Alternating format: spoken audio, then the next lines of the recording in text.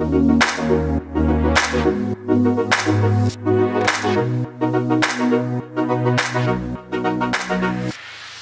think that they are realizing, they're looking at America's deficit and every year, and they're looking at America's debt, 21 trillion, and they're saying, wow, you know, a lot more is going to be on my shoulders. Social Security might not be there, Medicare might not be there, and they're taking maybe a little more personal responsibility, and they need it. They're going to need it more than the Gen Xers and more than the baby boomers, because the social programs for them are not going to necessarily be there. People are calling from third-party debt collection agencies saying that this person has received an erroneous tax refund and that they're calling on behalf of the IRS to reclaim the refund. A lot of people are falling for it because these people know how much the refund was and that it was erroneous and it was not proper. This is that they did not deserve this refund. So they're believing these people. We are so underfunded on our own responsibility for our retirement. We have a $7 to $14 trillion personal retirement wealth gap, meaning that you're living a lifestyle up here, everything is now, everything is great, and you're literally not saving for your future self and your future self's lifestyle. When you stop working and those dollars start coming in, you are way down here.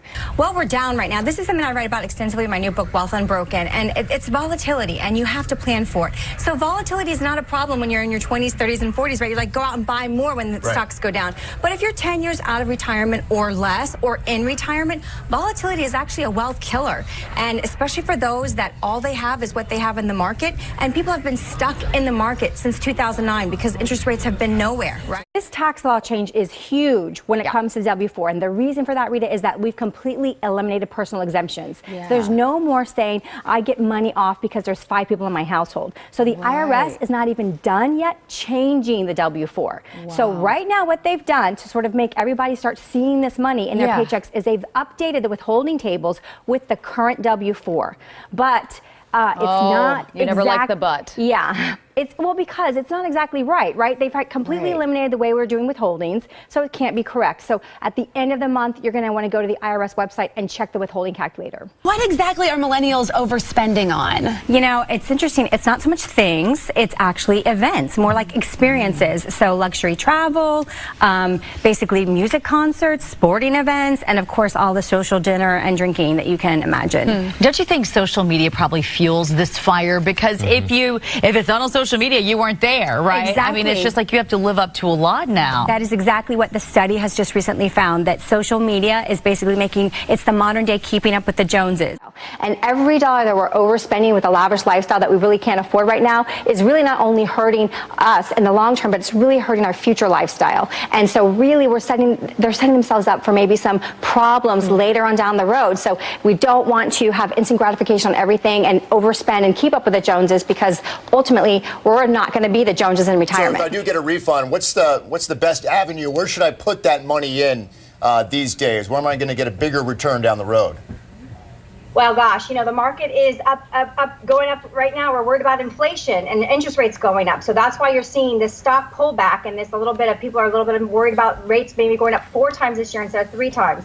So, and we've had a very long bull run here. We're at the 9 years of a long bull run, second longest bull run in our history. So to tell people to go into the market right now is a little bit, you know, it's not exactly what we want to do. We have to wait and see how this goes. We do expect a correction. We do need a correction to happen. So if after the correction, that's when we want to buy in, right? We want to buy in low and sell high. What is the key thing that you're going to be watching for? Well, I was sort of shocked by the amount of his testimony that sort of was talking about the Russian collusion and not as much on the data privacy issue. About half his testimony looks like it goes through the Russian collusion versus the data privacy. And we get a little bit of more of an explanation of what happened with the API developer interface. But I actually think that with his testimony, it's going to go a lot more in the area of potentially censorship. And I think investors are going to be looking like, oh my gosh, is Facebook not going to be a free speech platform as it was sort of before without these interventions? There's a new tax law change effective January 1st, 2018. You have to be a lot more on top of what's going on this year. We have seen a complete phase out of personal exemptions. So no longer will you on the front of the 1040 list how many people are in your household and get a deduction for every person in the household. Who are the best candidates then for a robo-advisor at this point?